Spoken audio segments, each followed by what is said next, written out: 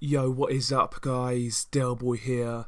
So following this developing story in regards to Dillian Whyte failing a drug test prior to his fight with Oscar Rivas, the topic of drugs in boxing and drug testing in boxing has really been pushed to the forefront. It has been the in conversation this week, and I wanted to make a separate video sharing my 2 cents on drug testing in boxing.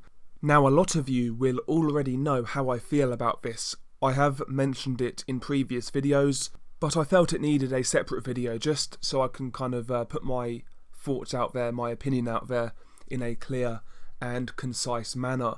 Ultimately, the topic of drug testing in boxing and drug cheats is an emotional topic for some boxing fans, especially given this week when 2 fighters have passed away.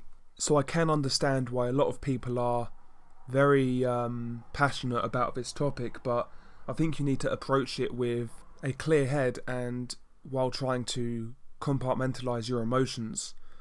Ultimately, for me, drug testing in boxing at the moment, as it currently stands, is ultimately pointless.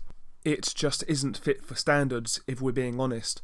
I mean, we're in a position where we have multiple sanctioning bodies, multiple testing agencies, multiple athletic commissions, and across those commissions we have different rules, different regulations, different testing standards. There's no one universal standard for drug testing or punishments, and ultimately, until that happens, we really are fighting a losing battle. I mean, look at the Billy Joe Saunders situation, for example, where in the UK, according to UKAD, this guy hasn't broke any rules whatsoever. But in the US, or a certain state in the US, he has. He failed a drug test for a banned substance.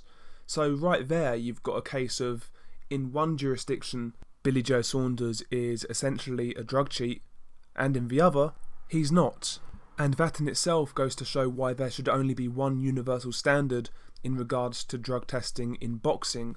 Right now, for me, the current situation just isn't satisfactory, not effective, and really, it's an absolute joke, if we're being honest with ourselves. And the problem is, the ideal world, the world where unicorns exist and there's a pot of gold at the end of a rainbow, in that world, we would have one universal standard, one agency, one punishment procedure, etc. But who's going to fund that? Who's going to fund that? The sanctioning bodies?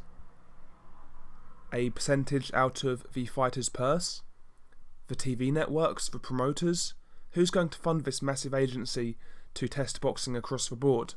The stakeholders in boxing certainly won't. It's not in their best interest.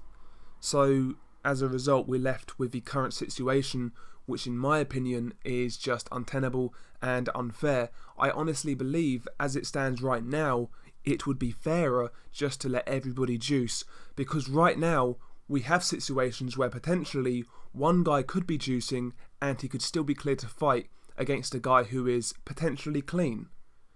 I mean, this whole Dillian Whyte situation, I've seen these interviews with Eddie Hearn, but nobody asked the question. Yes, Dillian Whyte was cleared by UKAD, but does that go to say that they know beyond reasonable doubt that Dillian Whyte didn't intentionally cheat?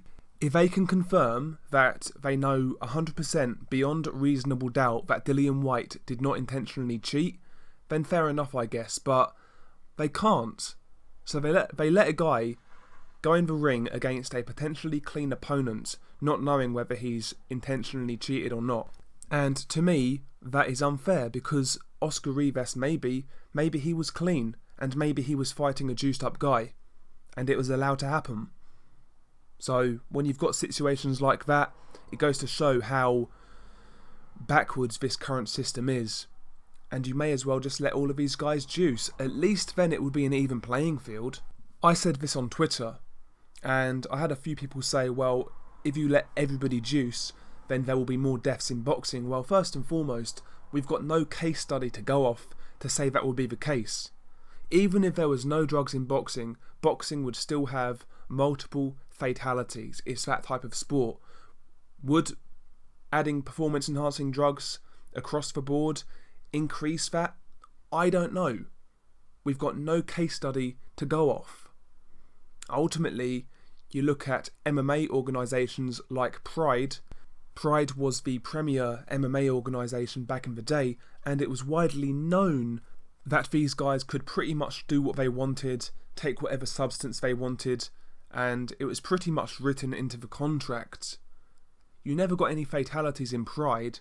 You got some of the greatest MMA fights of all time, and ultimately it was a level playing field. It sounds messed up, on paper to let everybody juice, but maybe right now that's the fairest option. Maybe it's the fairest option. But all I'm saying is right now the situation is an absolute joke. We've even had situations in boxing where a certain fighter, because of his reputation, because of his pull, he can dictate what drug testing agency tests the fight. It should never be down to the fighter himself. If you can't see that's a conflict of interest, I don't know what to tell you. And yes, I'm referring to Floyd. It should never come down to a fighter dictating who tests for that fight. Never. So yeah, for me, until we get a universal drug testing agency and universal punishments, just let these guys juice. Let these guys do what they want. It would be certainly more fair than the current situation. Share your thoughts below. Peace.